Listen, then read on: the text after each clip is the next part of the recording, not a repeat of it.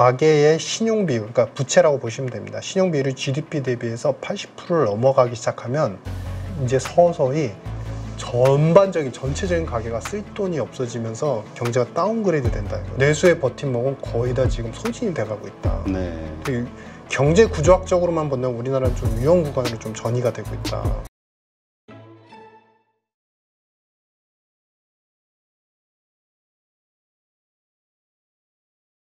자, 그럼 이번엔 미국의 저축 상황을 한번 체크해 볼까요?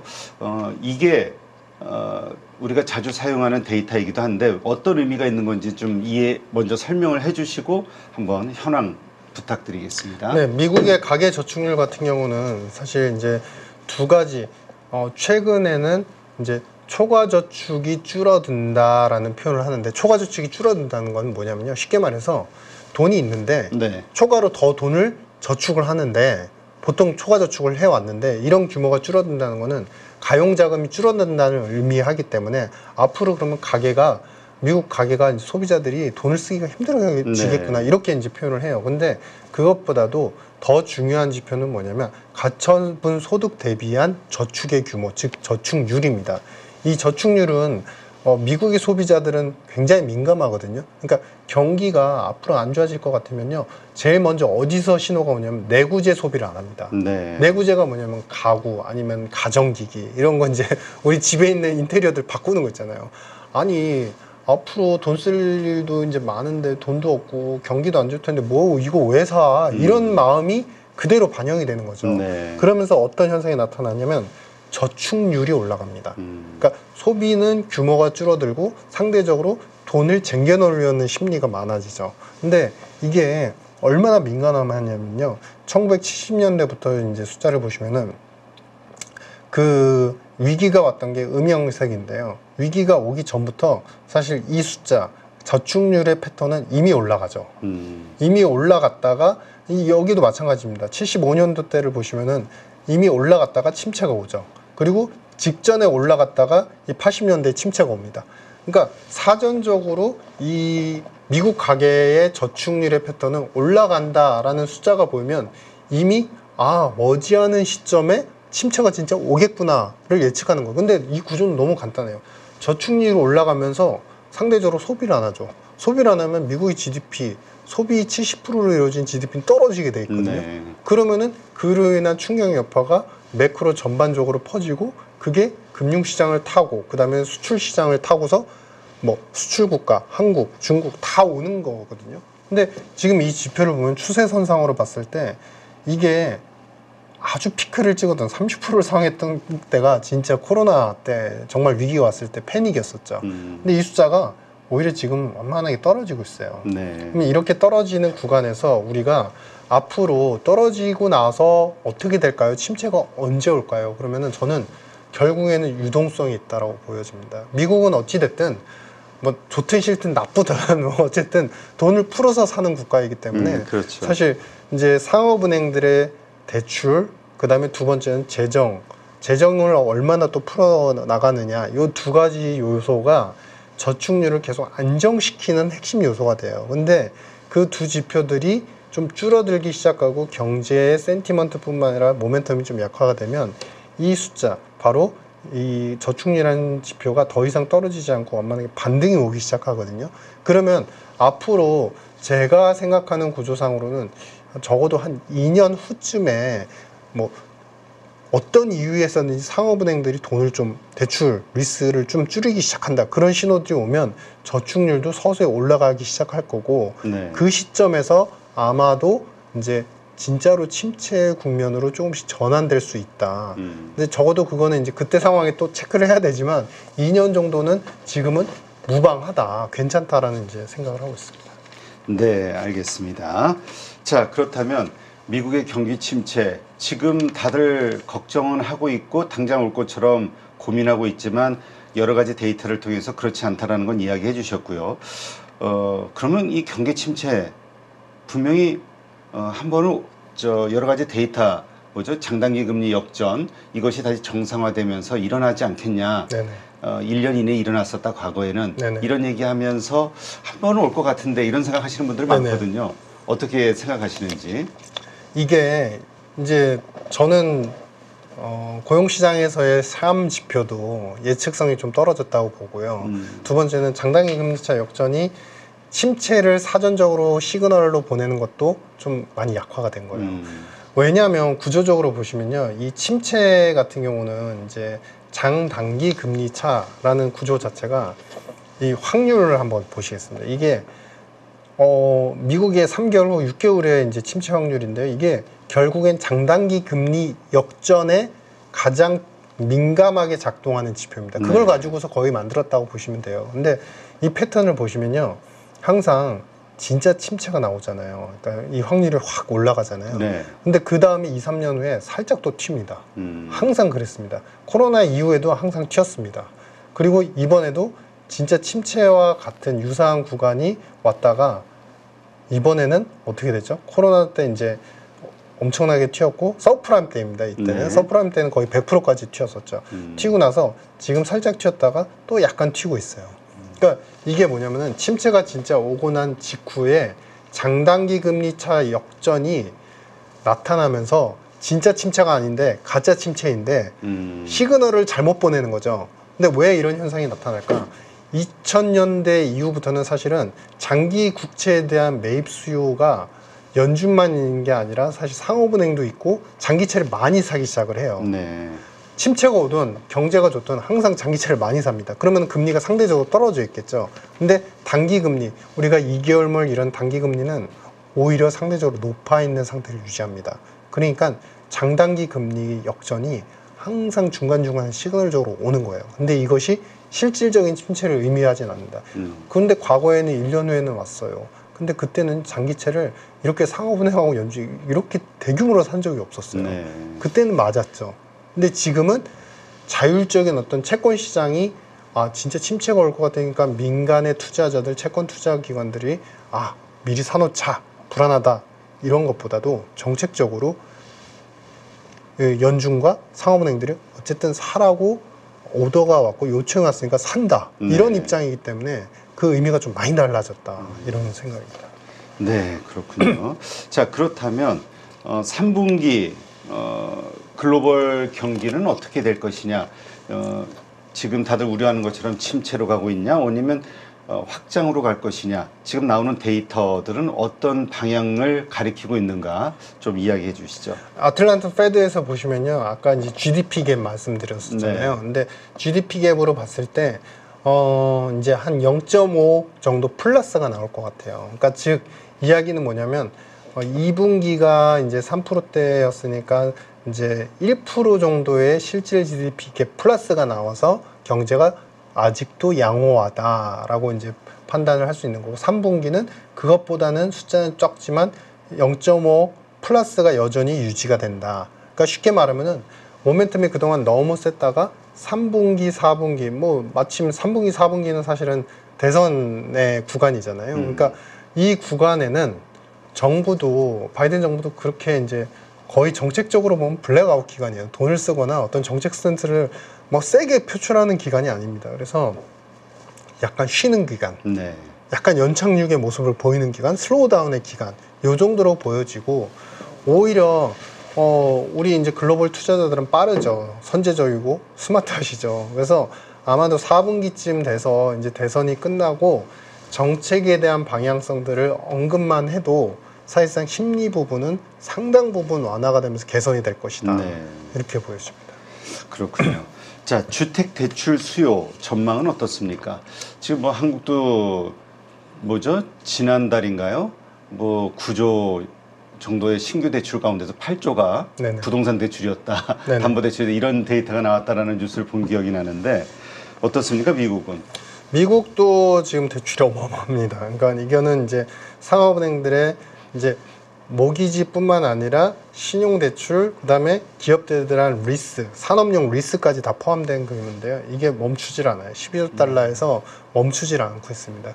근데 사실 상당 부분의 규모들은 우리 이제 모기지 대출이 누적으로는 굉장히 많이 차지하고 있는데, 미국 같은 경우는 이제 그 다음으로 이제 상업용 부동산에 대한 대출이 있고, 그리고 신용 쪽이 그 다음 규모로 이제 차지하고요. 근데 신용 대출 규모도 사실 미국 실제 미국의 상업은행들, 지역은행들 사이트를 들어가 보시면요, 금리를 낮춘다고 하고 시장금리가 많이 떨어졌잖아요. 근데 신용 대출 금리가 아직도 7에서 거의 10% 육박을 해요. 아, 그래요? 그게 개인별 그리고 그들의 어떤 위험 관리 차원에서의 담보로 된 이제 대출 금리 책정 기준이 있는데 그게 굉장히 높습니다. 근데 그런데도 불구하고 이게 안 멈추죠, 대출이. 네. 그러니까 이 얘기인즉슨 뭐냐면 아직 미국의 전반적인 자산 가격에 대한 트렌드, 그다음에 산업과 실물에 대한 기대가 아직도 살아 있고 상업은행도 워낙에 돈이 많으니까 계속 돈을 빌리고자 하는 곳에 계속 넣어주는 추세가 이어지고 있다. 이것을 역으로 표현하면, 우리 경제적으로 표현하면 유동성 버블 시기가 맞습니다. 아, 유동성의 버블이다. 네, 완전한 이제 버블 국면입니다. 그래서 이 국면이 그러면은 터지냐? 꼭 터지지는 않을 수 있습니다. 왜냐하면 이렇게 대출 나가는 것보다 이제 여력이라고 하잖아요. 우리나라는 그 여력이 많이 떨어져 있지만 네. 미국은 정부가 재원을 마련해서, 결국은 빚이겠죠. 근데 그걸로 돈을 넣어주면 여력이 개선이 되니까 사실은 어찌 보면은 이제 좀 안 좋은 편법과 술수로 경제와 유동성 버블을 계속 유지시켜 나가는, 좀 얄밉지만 그래도 자신의 길을 가는 그런 경로에 있다, 이렇게 표현됩니다. 네, 그렇군요. 그렇다면 뭐 우리 한국의 부동산 담보 대출이 막 증가하고 이런 것들 걱정하는 분들도 참 많기는 한데 이게 그냥 글로벌 트렌드 정도로 이해해야 될까요? 그거는 이제 저는 조금 다른 부분이 있습니다. 생각이 다른 부분이 뭐냐면, 미국은 정부가 버티잖아요. 네. 그러니까 어찌 됐든 건전성 문제도 있고 부채에 대한 과도한 리스크가 있지만 돈을 빌려서 할 수 있잖아요. 찍어내니까. 그렇죠. 그 역량은 달러 패권에 있는 것이고, 기반이.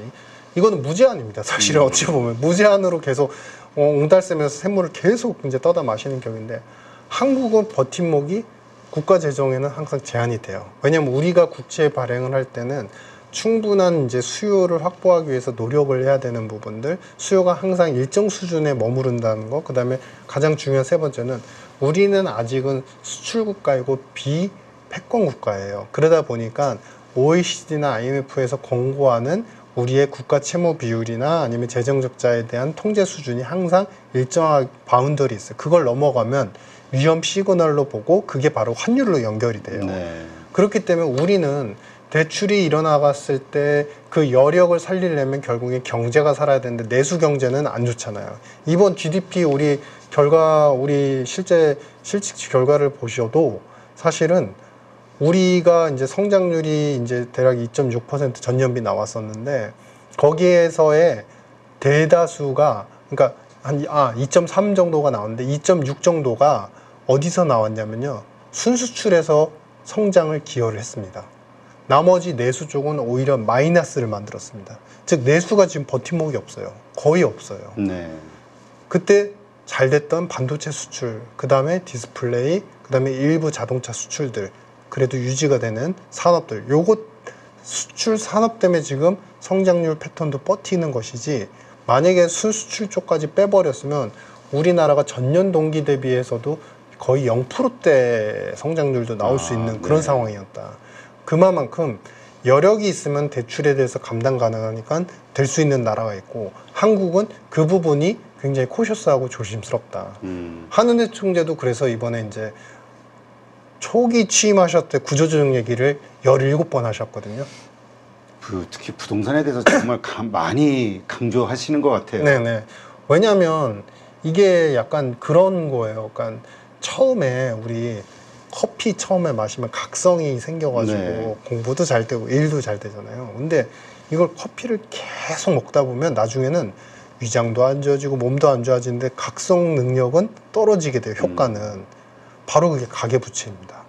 왜냐하면 처음에는 초반에 가계부채가 막 늘어날 때는 자산 가격도 좋고 어쨌든 돈이 없는 상황이고 소득이 좀 제한이 되면은 부채를 빌려서라도 자산 소득도 늘리고 그걸로 해서 세입도 늘리고 뭐 좋잖아요. 근데 한은에서 작년 재작년에 이제 통화 신용 정책 보고서를 낸 게 있는데, 가계의 신용 비율, 그러니까 부채라고 보시면 됩니다. 신용 비율이 GDP 대비해서 80%를 넘어가기 시작하면, 그 전에는 모르다가 80%를 넘어가기 시작하면 이제 서서히 전반적인 전체적인 가계가 쓸 돈이 없어지면서 경제가 다운그레이드 된다. 쉽게 말하면 가계부채가 80% 넘어가면 그 전까지는 아이 뭐 요 정도 빚 있으니까 돈 쓰지 이러다가 나중에는 야 빚이 피봇 완전히 딱 책정이 되어 있는 거예요. 월급에.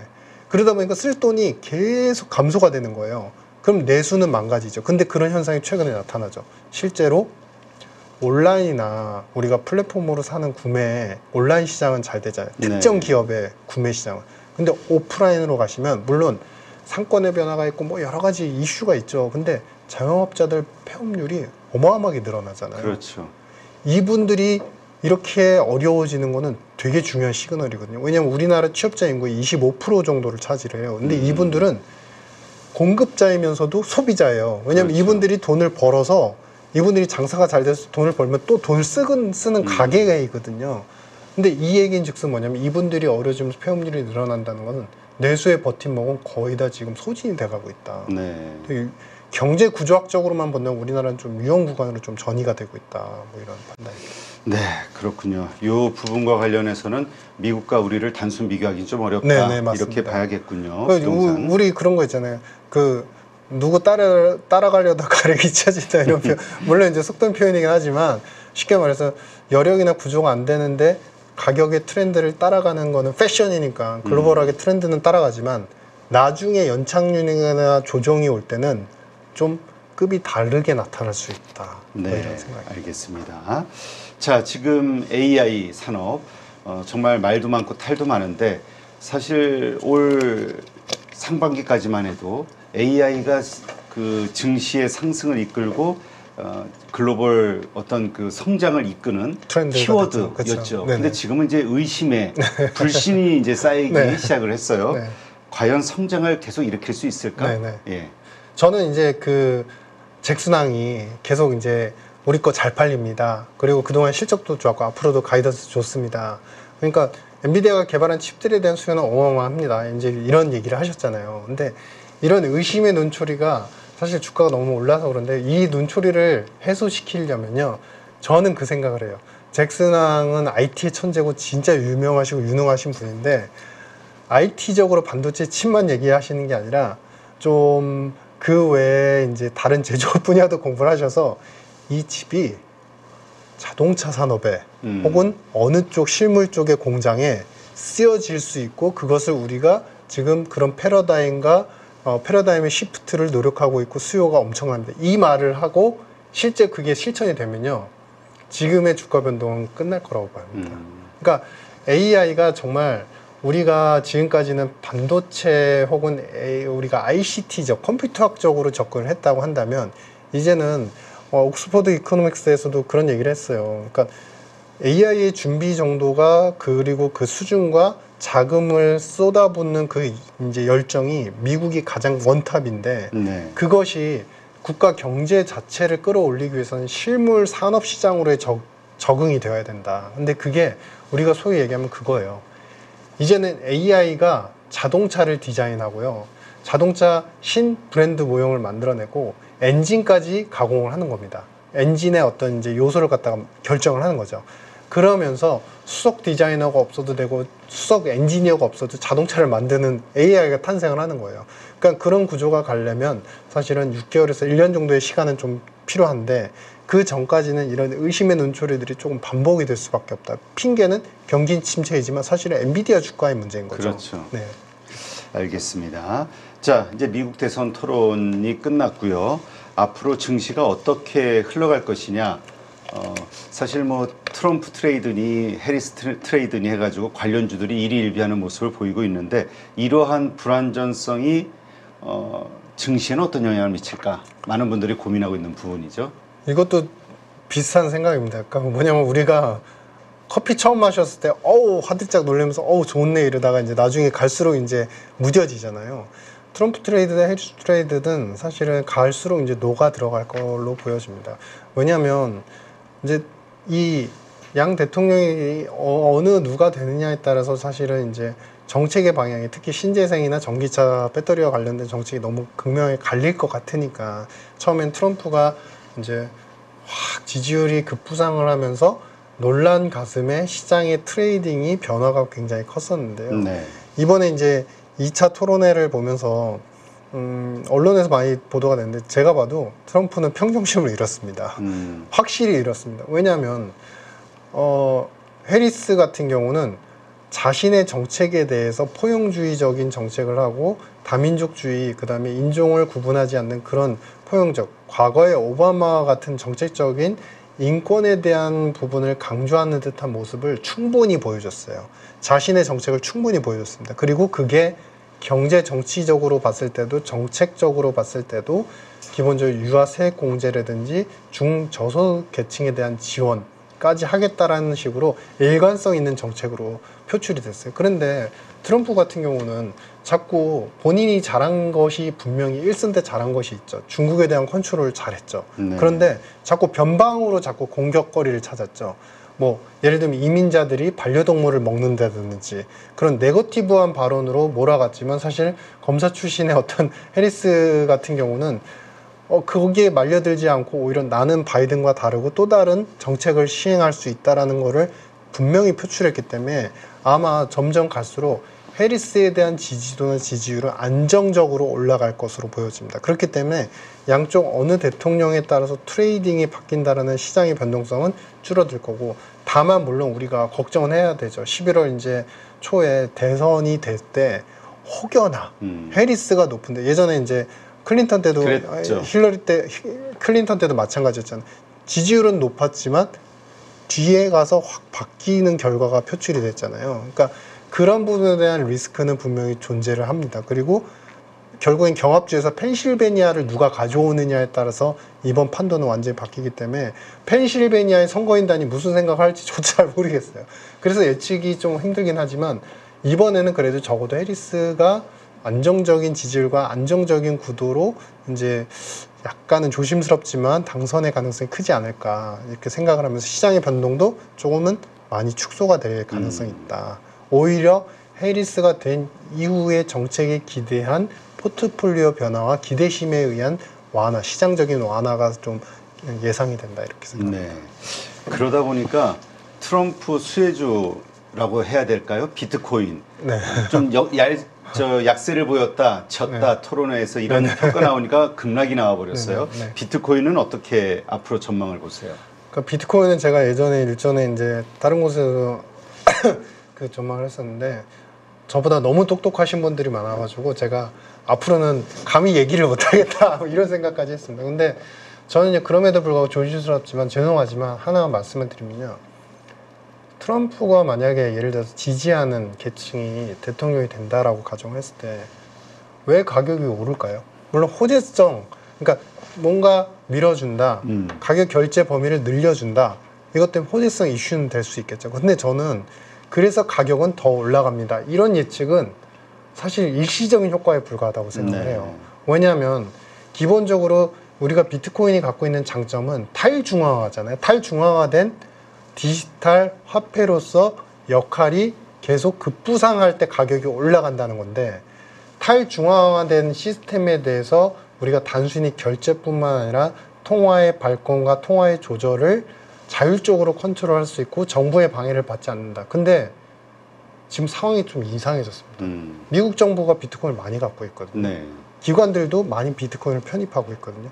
그러면 탈중앙화된 자산이라고 자랑을 했는데 중앙화된 기관이 그걸 오히려 더 많이 갖고 있고 그것에 대한 가격 결정권을 갖고 있어요. 근데 많이 샀으니까 오른다. 저는 그렇게는 안 보여지고요. 오히려 그런 일회성적인 이슈 때문에 잠깐 반짝 상승하더라도 비트코인의 트렌드는 그 누가 대통령이 되시더라도 지금 과거와는 많이 달라진 국면들이 기관도 그렇고 이제 연방정부도 편입의 자산으로서 이제 인정을 해줬기 때문에 가격의 변동성이 완화되면서 일정한 구간에서 가격이 머물러가는 시간이 장기화되는 그림으로 저는 예측을 하고 있습니다. 네, 알겠습니다. 사실 우리가 미래는 정확히 모르죠. 가봐야지 하는 건데 어쨌건 지금 일어나는 현상을 가지고 앞으로의 전망, 추이, 네, 이런 걸 한번 예상해 보는 거니까요. 잘 참고하셔서 네, 대응하시기 바랍니다. 네, 이렇게 해서 오늘도 전반적인 하반기까지의 세계 금융, 그 다음에 미국, 그 다음에 한국까지 더불어서 한번 짚어봤고요. 투자하시는데 그리고 앞으로의 자산 배분을 하시는 데 있어서 잘 참고 자료로 활용하시기 바랍니다. 오늘 이렇게 좋은 인사이트 함께 해주신 KBWM 스타자문단 유신익 박사님 고맙습니다. 네, 감사합니다. 감사합니다.